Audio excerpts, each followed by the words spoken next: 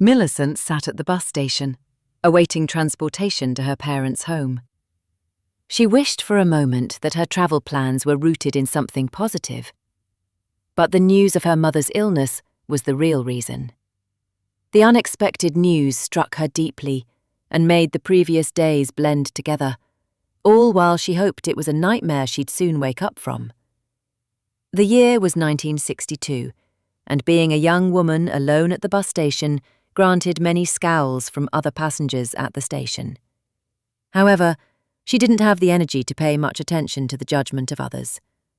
It was late in the night, and she needed to stay alert and awake for the coming hours until she reached her parents' home.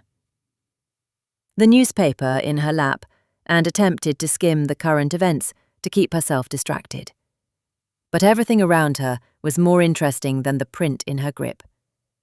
The other passengers at the bus station made her curious as to why they were also out so late.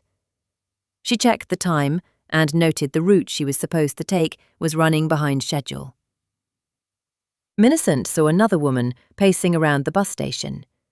She could only see the woman's back, but she appeared to be wearing the same thing Millicent was, a dark peacoat and white hat atop her blonde curls.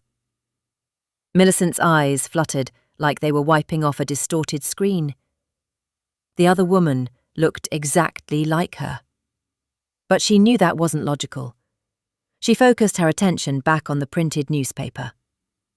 The article on politics bored her, and she remained easily distracted, particularly from her peripheral vision catching a glimpse of the other woman, who was now approaching her. He'd fight it anymore.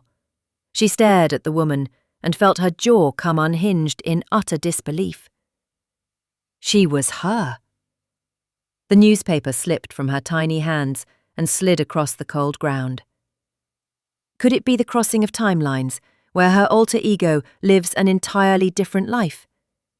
If that were the case, why now? To Millicent, it didn't make sense to have this experience during such a stressful time in her life. The double got closer, and she noticed the intricate details of her clothing and complexion. She walked more confidently than Millicent ever did, with her head held high and shoulders back.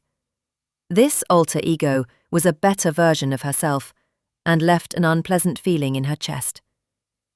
She watched as her second self reached into her identical pocketbook and removed a small compact mirror. Right away, that mirror was a gift she received at 13 years old from her mother, with the nickname she gave her engraved into the lid. Millie was neatly etched into the centre of it.